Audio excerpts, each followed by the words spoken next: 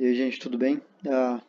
Mais uma aula, então, na parte teórica de delineamento amostral e análise de dados aí da disciplina. E a gente vai tratar hoje de hipóteses, tanto hipóteses teóricas, quanto hipóteses estatísticas, tá? Então, essa parte a gente debateria bastante na nossa aula presencial, então vai ser muito mais simplificado e muito mais rápido, tá? Mas daí eu vou ter uma tarefa para vocês no final da aula sobre hipóteses e tal. Todo mundo conhece essa planta que eu botei aí. Esse é um plátano, né? Um plátano canadense. Essa planta é muito cultivada no mundo inteiro como ornamental. E aqui é ela no ambiente natural dela do Canadá, porque é importante a gente pensar que tudo que eu vou falar aqui tem a ver com o ambiente natural da planta, né? Plantas cultivadas aqui ou em outros lugares do mundo não têm a mesma resposta que eu vou falar aqui nesse exemplo rápido, enfim. Essa planta ela muda de cor, né? As folhas ao longo do ano. E tem partes do ano que essa folha está dessa cor aqui e a variação, na verdade, a amplitude é bem maior de variação, tá? Mas ela varia uh, de um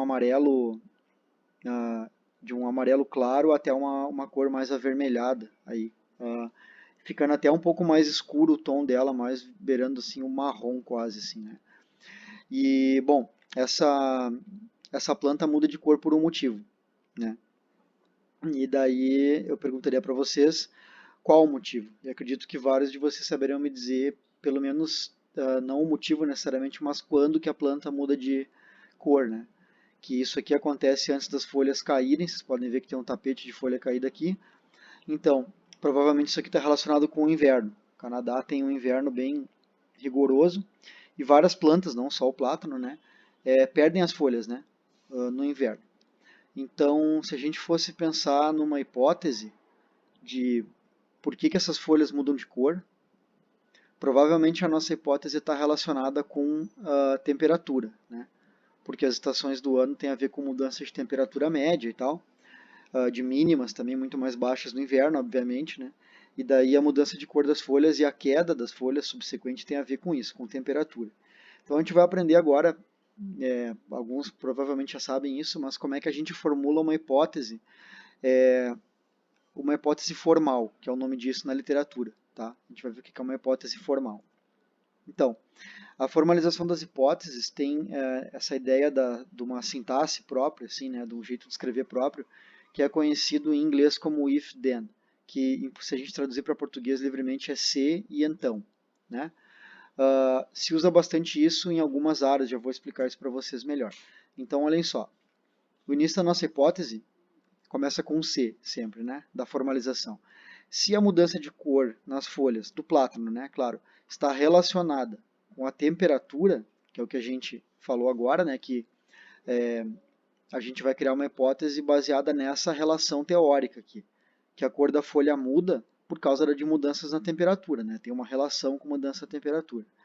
Depois tem o então.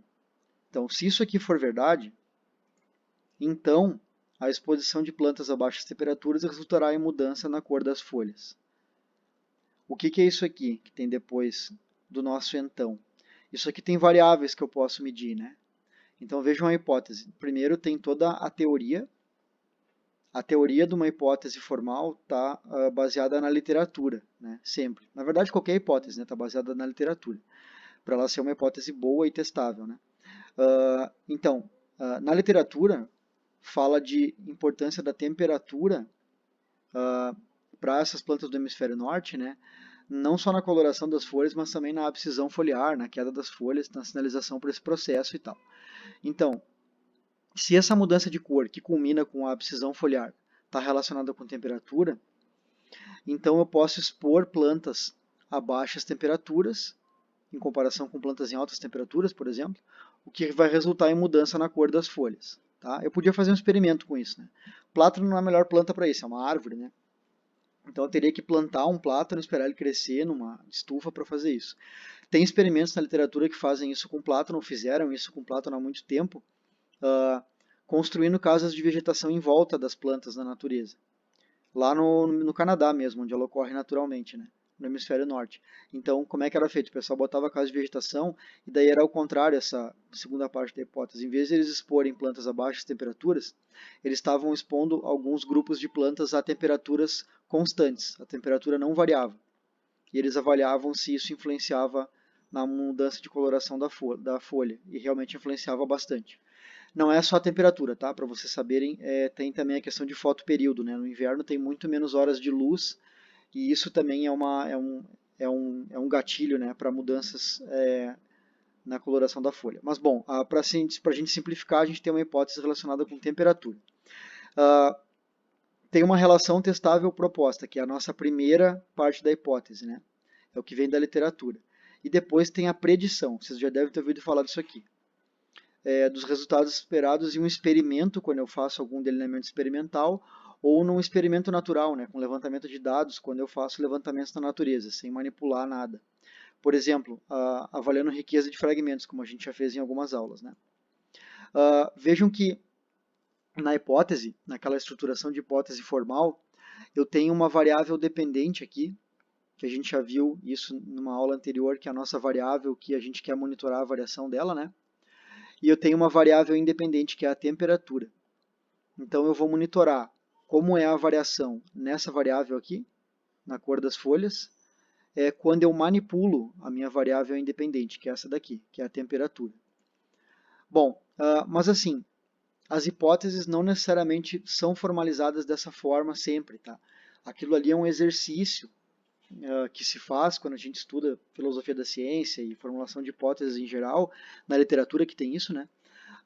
Para a gente aprender a colocar sempre na hipótese as variáveis que a gente vai medir. Isso é importantíssimo. E botar uma predição também, o que a gente espera em relação à nossa hipótese. Daí a gente faz essa formulação C e então. Não se usa muito isso em trabalhos científicos. Vocês que leem bastante, provavelmente porque estão na pós aí, leem artigo praticamente todo dia, vocês devem saber que não é comum isso, né? Em algumas áreas é muito, muito comum. Em algumas áreas da agronomia, por exemplo, o pessoal, por algum motivo, gosta de formalizar hipóteses. Em algumas áreas da física teórica, sempre a hipótese é formalizada. Né? Na nossa área, pelo menos na minha área de atuação, que é mais na área ecológica, né, não tem muito isso, é bem incomum. O mais comum na nossa área, em ecologia e tal, evolução, principalmente hipóteses evolutivas também, né, geralmente é separada a hipótese teórica das predições. Como que é isso? Vou dar um exemplo. A gente já falou sobre isso aqui. A gente vai testar essa hipótese aqui com conjuntos de dados aí em uma aula em breve, com um tipo de análise que é super comum que vocês têm que aprender a usar. O tamanho de uma ilha e o grau de isolamento determinam a riqueza de espécies presente na ilha, obviamente. Né? Essa hipótese aqui é uma hipótese clássica em ecologia, que é a hipótese que foi testada na teoria da biogeografia de ilhas. Né? Quanto maior uma ilha e quanto mais isolada uma ilha, isso vai influenciar na riqueza. Isso aqui é a hipótese, então. Né? A hipótese é a nossa relação teórica proposta para a gente testar. E vejam a predição. Eu botei já a predição 1, ó, porque cada hipótese, quando eu formulo dessa forma, pode ter várias predições. A minha primeira predição aí é essa aqui, ó. Ilhas maiores apresentarão maior riqueza de espécies. E daí eu boto um complemento aqui, por apresentar a maior variabilidade e quantidade de hábitats disponíveis. Vejam que na predição eu já posso, além de falar de qual relação eu espero entre as minhas variáveis dependente e independente, eu já dou uma explicação temporária para aquele padrão de predição se eu encontrar ele. Vejam aqui, ó, o tamanho da ilha é uma variável. Depois eu tenho outra variável que é o grau de isolamento. E depois eu tenho mais uma variável que é a riqueza de espécies. A riqueza de espécies é a minha variável dependente. E eu tenho duas variáveis independentes aqui, ó, tamanho da ilha e grau de isolamento da ilha. Certo? Quando eu formulo dessa maneira aqui as minhas hipóteses e predições, é muito comum que a gente faça uma predição gráfica. Principalmente quando eu posso estabelecer relação de causa e efeito, que eu vou usar modelo linear depois ou coisa parecida para testar. Vejam aqui, quanto maior a área, maior o número de espécies. Eu espero uma relação linear. Né? Então olha que legal, eu posso fazer uma predição gráfica. Isso aqui, ó, tem alguns professores de vocês aí do PPG que recomendam que se faça isso nos projetos de pesquisa. O Bica faz muito isso, e eu tenho feito também agora de um tempo para cá isso. Tá? É bem útil por dois motivos. Para a gente entender, vocês no caso, né, os alunos, entenderem bem o sistema que eles estão trabalhando e entender muito bem da onde vem e como são as hipóteses e predições. E essa parte gráfica aqui torna o projeto muito legal e muito mais fácil de entender para quem está revisando também. E a terceira coisa, que também é muito útil fazer isso daqui, construir isso aqui com os nossos próprios dados, ou melhor, com os dados que a gente vai coletar, né, com o que a gente espera, é que depois, nos nossos manuscritos, lá quando a gente estiver no final da nossa dissertação ou tese, eu já tenho boa parte do manuscrito escrito, né, pronto. Eu só vou escrever lá no meu trabalho que hipóteses eu tinha e as predições que eu criei. E daí eu simplesmente vou mostrar se eu encontrei isso aqui ou não. E claro, depois eu vou ter que discutir, né? A nossa hipótese tem uma segunda predição, porque ela tem uma segunda variável independente aqui, né? Uma segunda variável preditora. Segundo essa variável preditora, a gente vai dizer o quê? Vai predizer o quê? Que ilhas mais isoladas, ou distantes de uma área-fonte, que é a biogeografia de ilhas clássica, é isso aqui, né? Apresentarão menor riqueza de espécies. Por quê? Se você encontrar isso, qual é a explicação? Pois elas terão menor taxa de imigração ou colonização, né, de novas espécies. Então, quanto mais isolada é uma ilha, ou quanto mais longe de uma área-fonte, menos espécies eu vou ter. Porque a minha taxa de chegada lá de novas espécies, né, é menor, na verdade, do que a taxa de extinção provável, né, de espécies. A minha predição gráfica é isso aqui, né? Quanto maior o isolamento, ou eu podia botar aqui distância da fonte também, menor é o meu número de espécies. Certo? Então eu tenho duas predições aí, bem simples, que eu acredito que todo mundo entende em relação à nossa hipótese aqui proposta lá da clássica biogeografia de ilhas. Tem uma questão importante, pessoal, para os projetos de vocês, eu não fiz o exercício aqui, porque é altamente improvável que a gente teste isso aqui num sistema correto e de forma correta e não encontre essa relação. Por exemplo, qual é a probabilidade, né, de eu encontrar, por exemplo, se eu trabalhar com fragmentos de vegetação florestal, que é o que a gente fez aqui no primeiro exercício, que eu não encontre que quanto maior a área, maior o número de espécies. Que eu encontre o contrário, por exemplo, que quanto maior a área, menos espécies eu tenho. Isso é altamente improvável. Mas, para os projetos de vocês, é interessante que vocês pensem nisso, tá? E daí vocês vão fazer uma predição 1.1, por exemplo, na qual vocês vão dizer que ilhas maiores apresentarão menor riqueza de espécies. E daí vocês têm que botar ou pensar já numa explicação provisória para isso. Para esse caso aqui é bem difícil, né? Porque se eu encontrar essa relação inversa aqui de área com número de espécies, complica muito para eu explicar. Talvez por alguma relação biótica, alguma questão de competição, seria bem mais complicado, né? Mas pensem para os dados de vocês em fazer uma coisa parecida com isso, tá? Bom, aqui é a nossa segunda predição, então. Daí está em inglês, tá o resto aqui, porque a disciplina já está preparada, parte dela para ter uma versão em inglês, enfim. Mas, baseado na nossa hipótese de pesquisa, que é aquela lá que a gente criou, eu crio as hipóteses estatísticas, tá? Então, vamos pensar lá nos nossos dois fragmentos da primeira aula, que a gente testou isso lá no R, inclusive já questão de diferença de riqueza média de espécies lá. A nossa hipótese nula, para aquele caso lá, é que a riqueza de espécies não difere entre os fragmentos, certo? É que eu não tenho diferença de espécies. Para um teste estatístico, né? E a nossa hipótese alternativa é que tem diferença entre fragmentos em relação à riqueza. A gente vai ver que dependendo do teste, isso daqui muda um pouquinho, não é bem isso que o teste faz, tá? O teste não, se ele fosse testar simplesmente se tem a hipótese nula, que não tem diferença, a gente encontrar, só ia conseguir negar essa hipótese aqui, ou aceitar essa hipótese, na verdade, se o número de espécies fosse exatamente igual. E a gente sabe que na natureza isso não vai acontecer, né? A gente sabe que, na verdade, a gente está testando se a riqueza não difere em relação a médias, né? Então é um pouquinho diferente. Eu já vou explicar isso depois ali.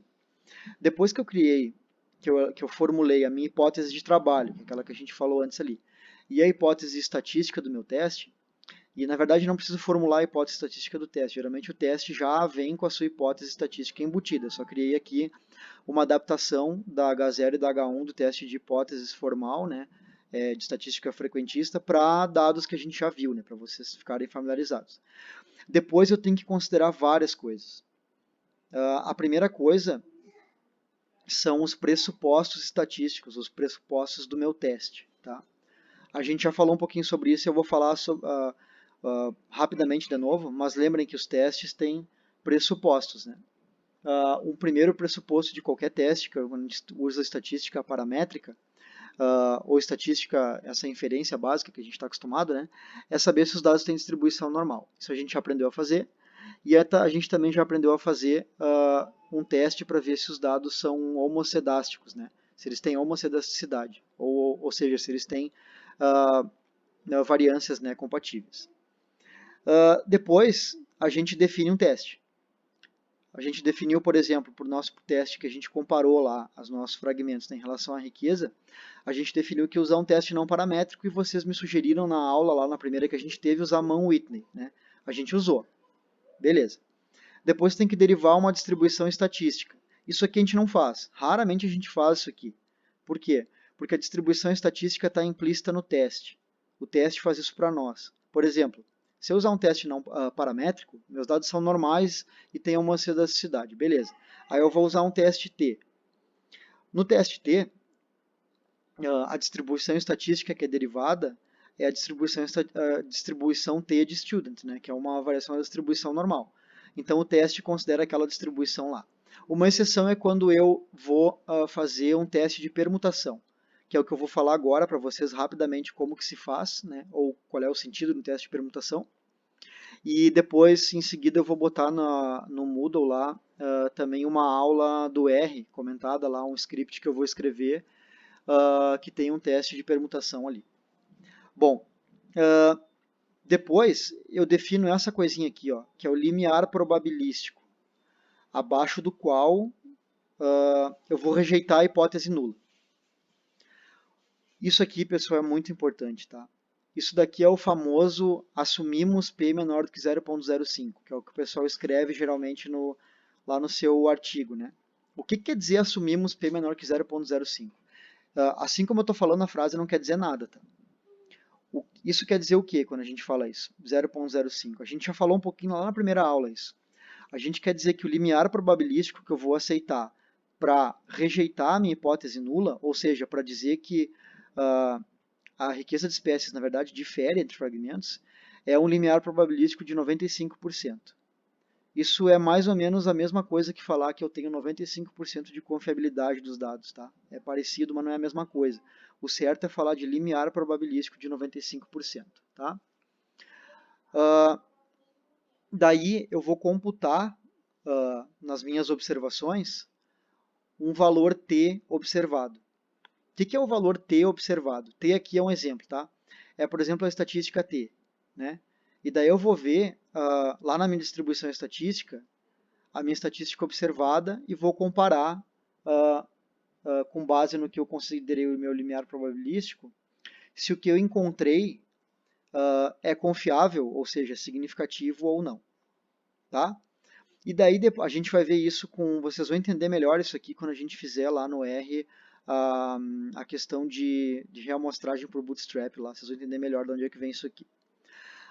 Daí o último passo que eu tenho, e que na verdade em termos de análise de dados e para o nosso manuscrito, para o nosso paper, para a ciência que a gente faz é o mais importante, é se eu vou rejeitar ou aceitar a hipótese nula. Aqui uma coisa importante, vocês vão ver que se vocês se interessarem por ler a literatura mais técnica da parte de análise de dados, que tem muita gente que fala que não existe aceitar a hipótese nula, tá? Existe eu falhar em rejeitar, tá? Eu não consegui rejeitar. Então, é comum a gente ver em manuscritos também, em trabalhos publicados e tal, o pessoal falar assim, nós aceitamos a nossa hipótese nula. O mais correto é dizer que a gente não conseguiu rejeitar a hipótese nula, tá? Porque eu posso conseguir rejeitar a minha hipótese nula se eu, por exemplo, adicionar uma amostra a mais. Eu posso conseguir rejeitar a minha hipótese nula se eu fizer uma normalização dos dados. Eu posso conseguir rejeitar a minha hipótese nula se eu remover outliers dos meus dados. Então vejam que é tudo muito, muito provisório, né? Como deve ser em ciência, né? Essa questão de rejeitar ou aceitar. Então tem gente que, e eu sou uma dessas pessoas que não curto muito falar em aceitar a hipótese nula, tá? A gente, quando encontra um valor de P, um limiar probabilístico, menor do que a gente aceitou, do que a gente assumiu que vai aceitar, a gente fala que rejeita a nossa hipótese nula. Eu rejeito a ideia de que não tem diferença entre fragmentos, nesse caso aqui, e eu aceito provisoriamente a minha hipótese alternativa, porque eu tenho que ter alguma explicação para o meu padrão, né? Então, é basicamente isso, tá, pessoal? A questão de teste de hipóteses aí. A gente vai fazer alguns exercícios depois sobre isso. Testes comuns, porque isso aqui é uma das coisas que vocês me comentaram na primeira aula. Alguns falaram que queriam saber qual teste usar, né?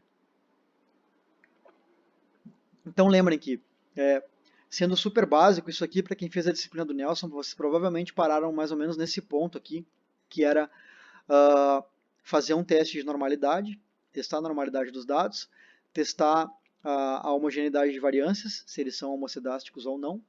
E daí vocês partiram. Se sim, essas duas coisas que eu falei deram certo, ou seja, se os dados são normais e têm homocedaticidade, vocês vão para um teste paramétrico.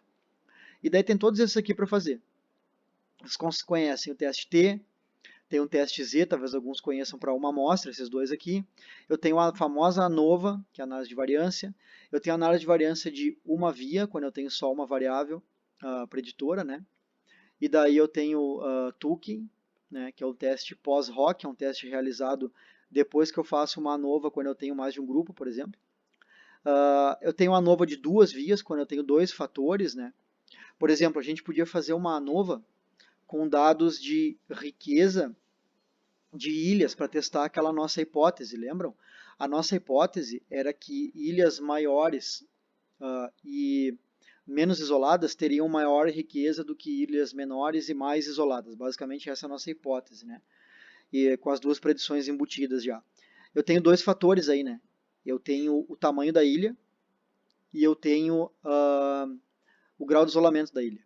Então eu tenho que usar algum teste que tenha dois fatores.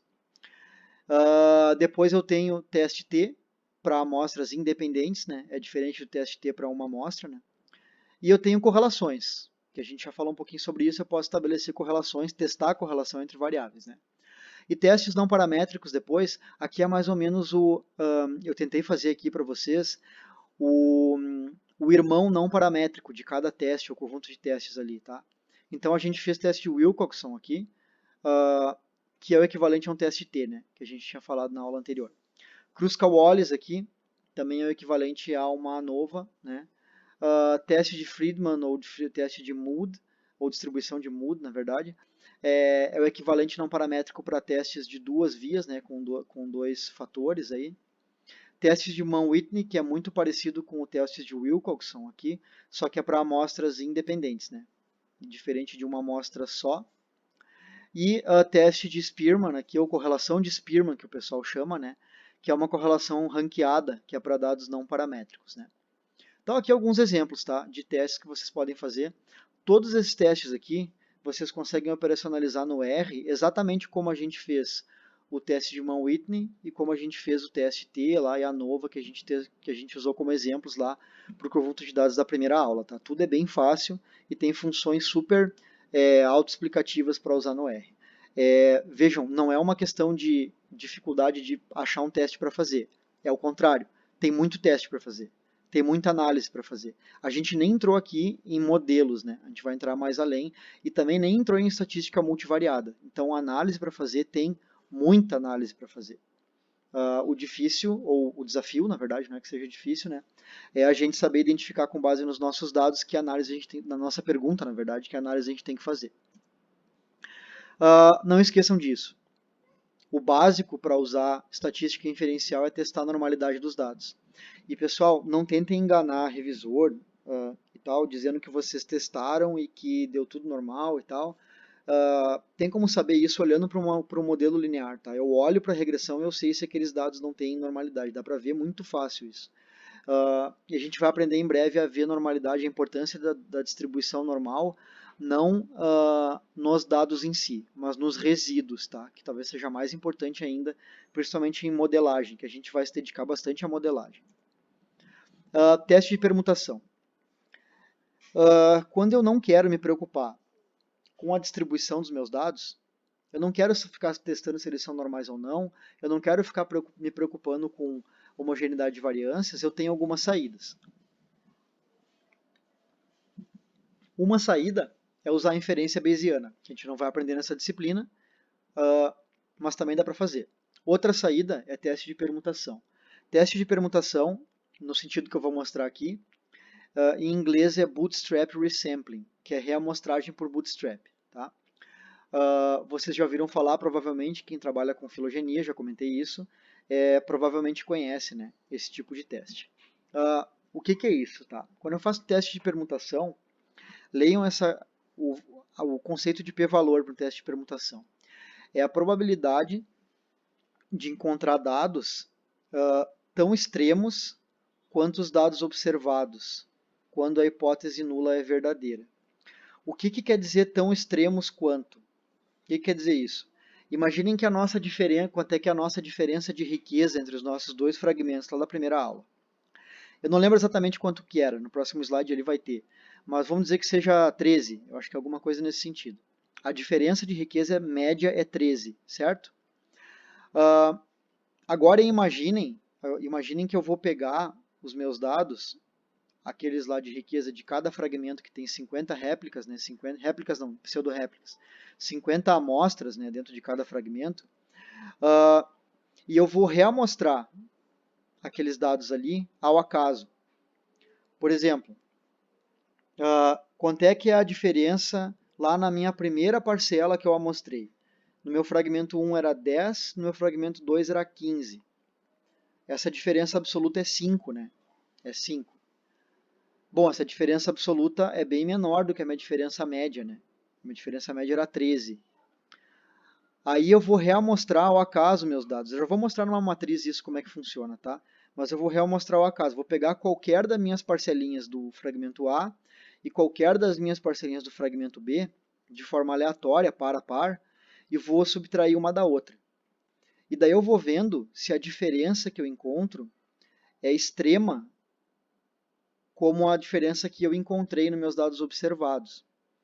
Ou seja, eu vou ver quantas vezes eu encontro, pegando pares ao acaso dos meus dados, uma diferença semelhante, ou menor ou igual, à diferença que eu encontrei no meu dado real. Vejam aqui, ó, a hipótese nula do teste de permutação assume isso aqui, ó, que quando eu rearranjo ao acaso os meus dados, ou permuto, né, que é a mesma coisa, né, rearranjar ou permutar é a mesma coisa, e daí eu faço a média da diferença entre os grupos que eu quero testar, que isso vai dar um resultado médio similar ao que eu encontrei nos meus grupos originais. Releiam isso aqui com calma e pensem, tentem entender essa frase. Essa frase é bem importante. Tá? É exatamente o que eu expliquei aqui quando eu estava falando do p-valor. A ideia é assim, eu tenho uma diferença observada, que aqui são meus grupos originais. Né? Aí se eu reamostro ou rearranjo ao acaso meus dados, do fragmento A e do fragmento B, eu vou obter outra média, né, de riqueza no fragmento A e outra média no fragmento B. A ideia é que se a minha hipótese nula for verdadeira, que sempre que eu permutar aqueles dados ali, eu vou encontrar uma diferença parecida com a que eu encontrei nos meus dados observados. O que isso quer dizer em termos matemáticos? Tá? Quer dizer que se eu encontrar isso, cada vez que eu permutar os meus dados, eu encontrar uma diferença parecida com o que eu observei, quer dizer que a minha diferença é muito provavelmente fruto do acaso, e não é um padrão ecológico consistente. Entendem por quê? Porque quando eu estou permutando ou rearranjando os meus dados ao acaso, eu estou criando acaso dentro da minha amostragem. E se eu encontrar uma diferença ao acaso muito parecida com a minha diferença observada várias vezes, isso quer dizer que a minha diferença observada é acaso, não é um padrão. Bom, o que eu tenho que assumir para fazer um teste de permutação? Bom, eu tenho que assumir algumas coisas, tá? Eu tenho que assumir algumas coisas, principalmente a independência das amostras, né? Isso é fundamental, tá? Então, e eu também tenho que saber como restringir as minhas permutações. Por exemplo, se eu assumir que meus pontos de amostragem são independentes dos fragmentos A e B, lá da minha riqueza, lembram A e riqueza B? Eu tenho que restringir minhas permutações dentro do fragmento. Ou seja, quando eu pegar e reamostrar ao acaso dados aqui e calcular uma média de novo, e reamostrar dados ao acaso aqui no fragmento B, calcular uma média de novo, eu só posso reamostrar dados aqui dentro, né? Para calcular a média do fragmento B. E eu só posso reamostrar dados aqui dentro, calcular a média do fragmento A. Eu não posso misturar dados daqui com dados daqui, certo? Parece super simples, né? Mas restringir permutações numa análise dessa é muito importante e muita gente esquece de fazer. E daí o teste está errado. Bom, exemplo prático. Eu tenho meu fragmento A e fragmento B, lembram? Lá dos dados do R.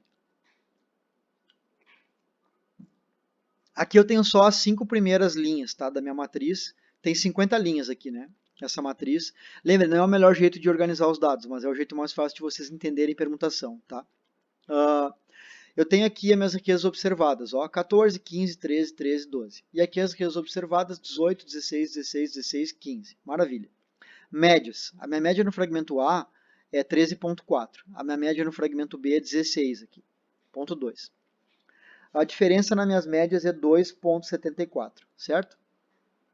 Essa diferença aqui eu peguei a diferença global, tá? Lá dos dados que a gente calculou, não desses dados aqui resumidos só com 5 linhas para a gente entender. Qual é a minha H0 no teste de permutação? E qual é a minha H1?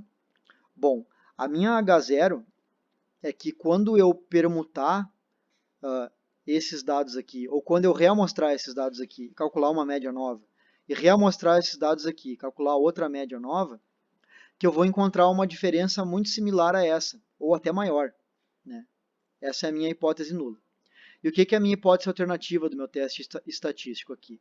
É que quando eu reamostrar isso aqui, calcular a média, reamostrar isso aqui e calcular a média, eu vou encontrar uma diferença muito menor.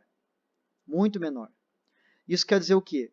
Que daí, se eu encontrar uma diferença muito menor, que a minha diferença observada é extrema em relação às diferenças reamostradas, né? Como eu falei lá em cima. Na prática, olhem o que eu fiz aqui. Vejam os dados fragmento A e fragmento B que eu reamostrei. O que é reamostrar, pessoal? É assim, ó. Se eu fosse fazer na mão, eu ia pegar essa primeira célula da minha matriz e eu ia pegar ao acaso um desses 5 valores aqui. Ao acaso caiu 15 aqui. Aí eu ia pegar de novo ao acaso algum valor. Caiu 15 de novo. Ao acaso mais um valor. Caiu 12. Ao acaso outro valor. 12 de novo. Ao acaso mais um valor. Caiu 13. Certo? Eu reamostrei aqui dados ao acaso. E nesse exemplo aqui, com repetição possível, né? Ou seja, eu posso reamostrar o 15 várias vezes, né? No fragmento B, saiu errado aqui, saiu FAG-B, enfim.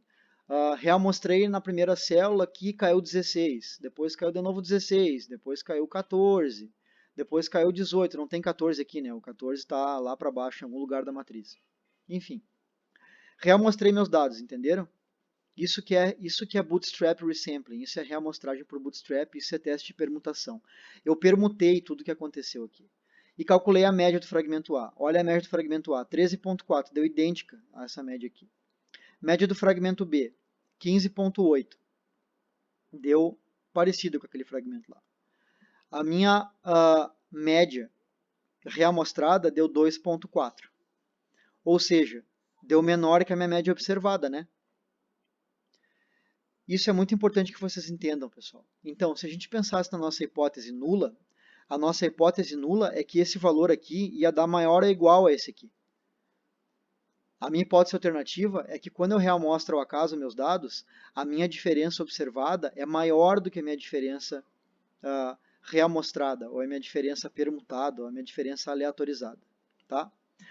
O que isso aqui está me mostrando? Está me mostrando que a diferença observada é maior que a diferença reamostrada.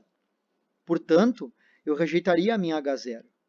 Só que, claro, isso aqui que eu fiz é uma interação, é iteração mesmo, tá? Não é interação. Isso aqui é um termo de programação, um termo matemático. Eu fiz aqui uma iteração de reamostragem. É como se quando eu faço um bootstrap, que quem trabalha com filogenia vai lembrar, o pessoal bota lá, quantas amostragens de bootstrap foi feita para calcular a árvore mais parcimoniosa? Ah, foram feitas 10.000 reamostragens. Legal. Quantas eu fiz aqui? Eu fiz uma. Né? Para uma reamostragem, a diferença observada é maior do que a diferença reamostrada. Aqui eu esqueci de mudar o valor, tá? Não é 2.74, 2.8, mas enfim, continua dando menor, né? Então, isso aqui, ó, é uma explicação do que é um teste de permutação, tá? E, na verdade, quando vocês fazem qualquer teste, não paramétrico ou paramétrico, é muito parecido o que o teste faz, tá? Muito parecido. Só que não é com reamostragem do mesmo conjunto de dados, tá? Então, o que eu vou fazer, pessoal, agora? Eu vou pegar essa ideia aqui e vou postar para vocês lá também, em relação a essa mesma aula aqui, uma rotina do R para a gente fazer reamostragem por bootstrap, por permutação, nesse conjunto de dados dos dois fragmentos, tá? Para a gente comparar as riquezas com base em permutações. Porque daí vocês vão entender o que é o famoso P crítico, né? O que é aquele limiar probabilístico, e o que tem a ver com distribuição de dados, isso, com distribuição probabilística. A gente já vai ver isso. E daí eu espero que vocês entendam finalmente de onde vem o valor de P. Espero que vocês já tenham uma ideia aqui, mas o valor de P tem a ver com quantas vezes a minha diferença observada é maior do que a minha diferença reamostrada. Isso é confiabilidade dos dados. Imaginem que eu fizesse 100 reamostragens como essa, manuais, tá? Com vocês aqui fazendo cada vez aqui uma reamostragem. Imaginem que eu encontrei, fazendo isso aqui com vocês, que a diferença observada é maior que a diferença reamostrada 95 vezes, tá? Só que nas outras 5 eu encontrei ao contrário, que a minha diferença reamostrada é maior que a diferença observada. O que isso quer dizer? Quer dizer que em 95% das vezes que eu reamostrei, os meus dados observados têm uma diferença maior do que o esperado ao acaso. E só em 5% não. Isso quer dizer P igual a 0.005, exatamente isso. É daí que vem o valor de P, tá? Bom, a gente vai ver então essa aula no R, como é que ela vai ficar, para vocês entenderem teste de permutação. E eu gostaria que vocês fizessem um exercício em relação a hipóteses, que é o que a gente fez antes ali, que vocês colocassem, eu vou disponibilizar um módulo de texto lá no Moodle, para que vocês fizessem, que nem a gente fez lá no início da aula, que vocês tentassem fazer isso aqui de hipóteses e predições em relação ao trabalho de vocês. Provavelmente alguns já estão mais avançados, aí da metade para frente do mestrado ou da metade para frente do doutorado, já tem isso aqui meio pronto. Mas criem pelo menos uma hipótese do trabalho de vocês e façam alguma predição. E, se possível, façam uma predição gráfica. Lembrando que a hipótese e as predições têm que ter as variáveis do trabalho de vocês, o que vocês vão mensurar no trabalho de vocês. Certo, pessoal? Então, é isso. E agora eu vou em breve postar para vocês também a aula do R, que a gente trabalha isso, as permutações, e também um pacote que faz isso, né? Teste com permutação, para vocês terem na caixa de ferramentas de análise de vocês aí. E depois a gente vai abandonar essa parte básica aí de teste de hipótese, essas coisas, e a gente vai trabalhar em uma aula dessas comentários que eu vou postar para vocês lá, sobre epistemologia da parte de hipóteses e tal, que vai ser bem teórica mesmo, assim, para vocês terem um embasamento melhor da parte de filosofia da ciência, que acho que é importante para análise de dados, e daí a gente vai partir para delineamento amostral, que é algo bem importante, tá? E que o delineamento amostral vai definir que análise a gente pode usar ou não, certo? Então, um abraço aí para todos e para todas e fiquem bem aí.